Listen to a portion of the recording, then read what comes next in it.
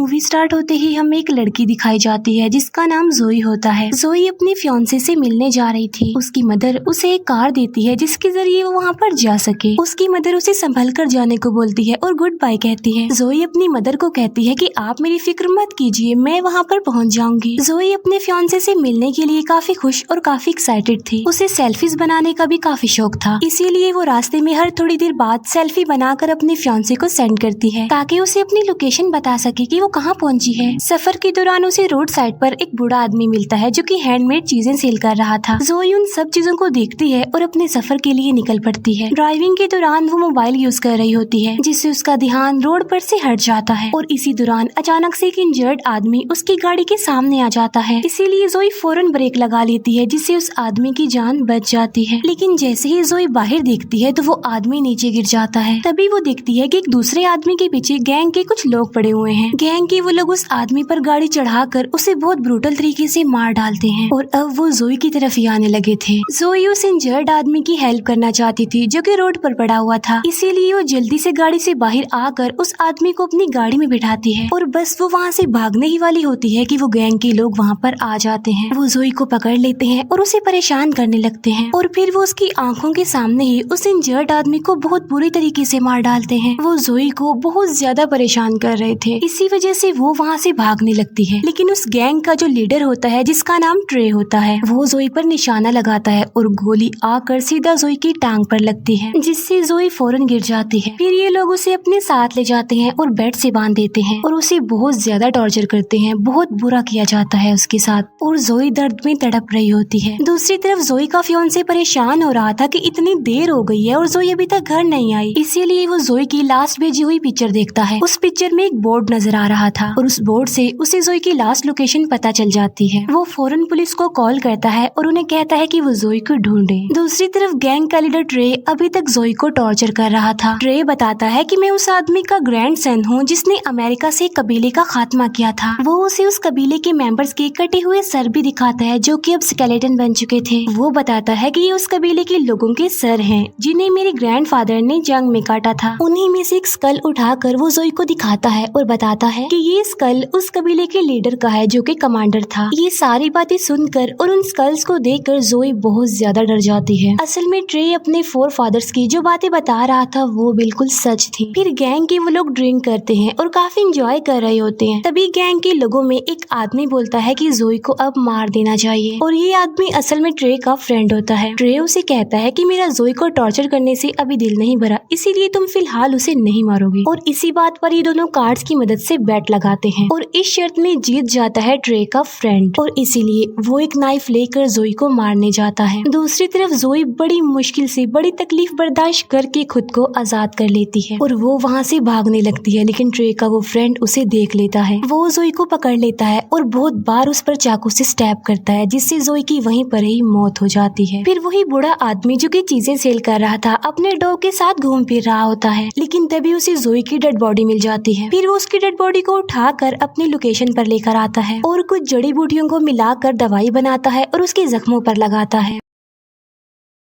यहाँ पर हम ये जान पाते हैं कि ये बूढ़ा आदमी भी उसी कबीले से बिलोंग करता था जिसे ट्रे के ग्रैंडफादर ने मारा था। ये बूढ़ा आदमी कुछ स्पेल्स यानी मंत्र बोलकर रिचुअल करता है ताकि जोई की सॉल फिर से उसकी बॉडी में आ सके और इसी दौरान जोई की डेड बॉडी हवा में फ्लाई करने लगती है। असल में उसके अंदर सच में कोई सॉल आ चुके थे। जोई का चेहरा अब डरावना हो गया था, यानी उसकी आंखें काली हो गई थी और वो उस बूढ़े आदमी पर अटैक कर देती है। लेकिन बहुत जल्द वो बूढ़ा आदमी जोई को बेहोश करने में कामयाब हो जाता है। फिर जोई का फियांसे भी यहाँ पर आ जाता है और वो एक होटल में रुक जाता है। फिर हमें जोई दिखाई जाती है। जब उसे होश आता है तो वो सिटी एरिया में आ जाती है जहाँ पर उसे एक पब्लिक टेलीफोन दिखाई देता है। फिर जोई उस फोन से अपने फियांसे को कॉल करती है और उसे बताती है कि मैं जिंदा हूँ और बिल्कुल ठीक हूँ। जोई का फियांसे उसकी आवाज सुनकर बहुत ज्यादा खुश हो जाता है और अब वो इस पब्लिक टेलीफोन की भी लोकेशन निकलवाता है और उस लोकेशन के लिए निकल पड़ता है। फिर जोई को एक पुलिस ऑफिसर दिखता है जिससे हेल्प मांगने के लिए वो आगे बढ़ती है, लेकिन तभी वो देखती है कि वो पुलिस ऑफिसर ऑफिसर कोई और नहीं बल्कि गैंग के लोगों में से एक है और उसे देखकर जोई को बहुत ज्यादा गुस्सा आ जाता है। इसीलिए वो उसका पीछा करते करते एक क्लब में आ जाती है और गैंग का ये मेंबर जोई को देखकर काफी शॉक्ड रह जाता है। जोई की आईज फिर से बिल्कुल ब्लैक हो जाती हैं। ऐसा लग रहा था कि फिर से उसके अंदर वो सॉल आ गई हो। यहाँ पर गैंग का वो मेंबर यानी ट्रे का साथी जोई पर अटैक कर देता है, लेकिन इससे पहले कि वो जोई को कोई नुकसान पहुंचा सके उससे पहले ही जोई उसका पेट फाड़ देती है और उसकी सारे इंटेस्टाइन्स बाहर निकाल कर उसे मार डालती है। फिर एक फाइटर जोई को गन से शूट करने की कोशिश करता है, लेकिन जोई उसे चेयर मारकर बेहोश कर देती है। फिर जब जोई का फियांसे उस पब्लिक टेलीफोन की लोकेशन पर पहुंचता है तो दिखता है कि वहाँ पर पुलिस आई हुई है और वो पुलिस से जोई के बारे में पूछता है, जिस पर वो पुलिस ऑफिसर कहता है कि यहाँ पर किसी आदमी का मर्डर हुआ है और तुम जिसे यहाँ पर ढूंढने आए हो वो यहाँ पर नहीं है। जोई का फियांसे उस पुलिस ऑफिसर को कहता है कि मेरी फियांसी ने मुझे 1 घंटा पहले यहाँ से कॉल की है, जिस पर वो पुलिस ऑफिसर कहता है कि ओके ऑलराइट, मैं तुम्हारा केस बाद में देखूंगा। और तभी वहाँ पर ट्रे भी अपने गैंग के साथ आ जाता है और अपने साथी की डेड बॉडी को देखकर वो शदीद गुस्से में आ जाता है। उसे कुछ भी समझ नहीं आ रही थी कि आखिर उसके साथी को किसने मारा होगा। तभी इन लोगों के पास जोई का फियांसे आता है। वो उन्हें जोई की पिक्चर दिखाता है और पूछता है कि क्या तुमने इस लड़की को देखा है। जब वो लोग जोई की पिक्चर को देखते हैं तो उसके फियांसे को कहते हैं कि वो जल्दी से यहाँ से चला जाए, लेकिन जब जोई का फियांसे उन्हें ये बताता है कि 1 घंटा पहले जोई ने मुझे इस लोकेशन से कॉल की थी, तो ये सुनकर गैंग के वो सारे लोग हैरान रह जाते हैं और जोई के फियांसे को मारने के लिए आगे बढ़ते हैं। लेकिन तभी वो पुलिस ऑफिसर वहाँ पर आ जाता है और उन्हें वहाँ से जाने के लिए बोलता है। जोई की जब आँख खुलती है तो वो खुद को एक शेड में पाती है। तभी अपने आप से ही एक रूम का डोर ओपन हो जाता है और उस रूम में हर तरह के टूल्स पड़े हुए थे। जोई वहाँ से एक बो एंड एरो यानी तीर कमान उठाकर वहाँ से चली जाती है। फिर गैंग के वो लोग वहाँ पर जाते हैं जहाँ उनके साथी ने जोई को मारकर दफनाया था। वो लोग दिखते हैं कि जोई की डेड बॉडी वहाँ से गायब है। वो लोग सोचने लगते हैं कि आखिर जोई की डेड बॉडी कहाँ गई है और कहाँ पर जा सकती है। फिर वो साथी जिसने जोई को मारा था वो बोलता है कि शायद उसकी डेड बॉडी को कोई जंगली जानवर लेकर गया होगा, क्योंकि ये मुमकिन ही नहीं है कि जिसे मैं मारूं और वो बच जाए। लेकिन ट्रे को इस बात पर बिलीव नहीं होता। फिर ये लोग कुछ टाइम से अपने घर से कहीं दूर जाने का प्लान करते हैं, पुलिस के डर से कि कहीं पुलिस उन्हें अरेस्ट न कर ले।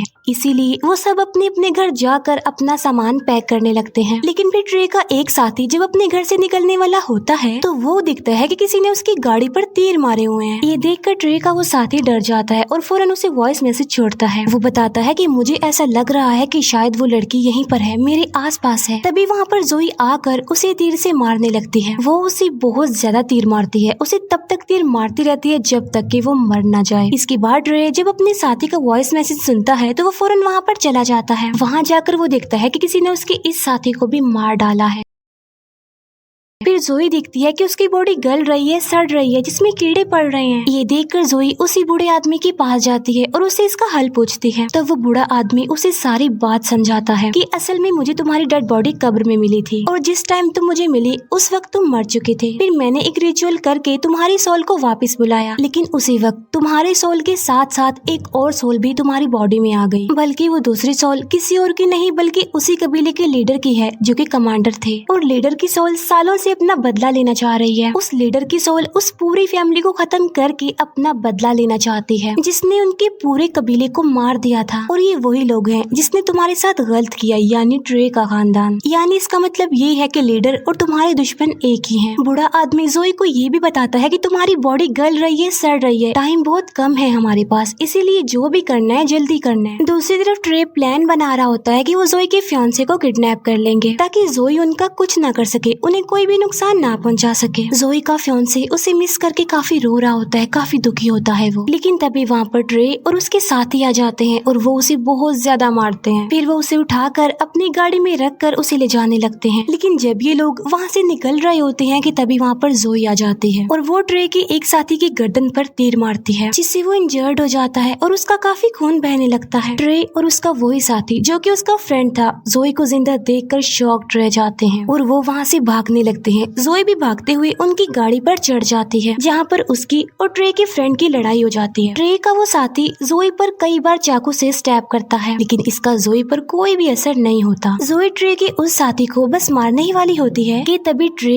ब्रेक लगा लेता है, जिससे जोई गाड़ी के सामने जमीन पर गिर जाती है। ट्रे काफी बार उस पर गाड़ी चढ़ाकर उसे कुचलता है, लेकिन इसका भी जोई पर कोई असर नहीं होता। ये देखकर ट्रे हैरान रह जाता है कि वो अभी तक जिंदा कैसे है, लेकिन वो इस बात पर ज्यादा सोचने पूछने में टाइम वेस्ट नहीं करता बल्कि अपनी जान बचाकर वहाँ से भाग जाता है। फिर ये लोग जोई के फियांसे को एक जगह पर ले आते हैं और उसे बांध देते हैं और ट्रे का वो साथी जिसे एरो लगा था वो अभी भी दर्द से तड़प रहा होता है और ये उस साथी को हॉस्पिटल भी जाने नहीं दे रहे थे। ट्रे का फ्रेंड उसे बता रहा होता है कि जब मैंने जोई की आईज देखी थी तो वो बिल्कुल ब्लैक थी, ऐसा लग रहा था कि जैसे उसमें कोई सोल आ गई हो। ये सुनकर ट्रे कहता है कि मैं एक बूढ़े आदमी के बारे में जानता हूँ जो वहीं रहता है जहाँ तुमने जोई की डेड बॉडी को दफनाया था और क्या पता ये उसी का काम हो, उसी ने ही किसी सोल को जोई की बॉडी में वापस बुलाया हो। और राज की बात ये है कि वो बूढ़ा आदमी भी उसी कबीले का है। फिर हम देखते हैं कि ट्रे अपनी सिक्योरिटी के लिए बहुत सारे आदमियों को हायर कर लेता है जिनके पास बहुत सारी गन्स थी। दूसरी तरफ जोई अपनी कटी हुई बॉडी को एक टेप से जोड़ रही होती है और बहुत सैड होती है, लेकिन तभी वहाँ पर उस कबीले के लीडर यानी कमांडर की सोल आ जाती है और वो जोई को 2 वेपन देते हैं जो उन्होंने वॉर में यूज किए थे। अब रात भी हो जाती है और ट्रे के उस इंजर्ड फ्रेंड को पेन हो रही थी और अब वो हॉस्पिटल जाना चाहता था, इसीलिए वो चुपके से किसी तरह हॉस्पिटल जाने के लिए गाड़ी लेकर निकल जाता है। लेकिन तभी अचानक से उसकी गाड़ी के सामने जोई आ जाती है और वो उसकी तरफ एक रॉड फेंक कर मारती है जिससे गाड़ी अपना कंट्रोल खोकर पलट जाती है और ट्रे के इस साथी की भी मौत हो जाती है। दूसरी तरफ ट्रे जोई के फियांसे को सारी बातें बताने लगता है कि कैसे उन सब ने उसकी फियांसे के साथ गलत किया और उसे बहुत ज्यादा टॉर्चर किया। ये सुनकर जोई के फियांसे को बहुत दुख लगता है, बहुत बुरा लगता है उसे और वो रोने लगता है। फिर ट्रे जब जोई को देखता है तो अपने सारे साथियों को अलर्ट कर देता है, लेकिन जोई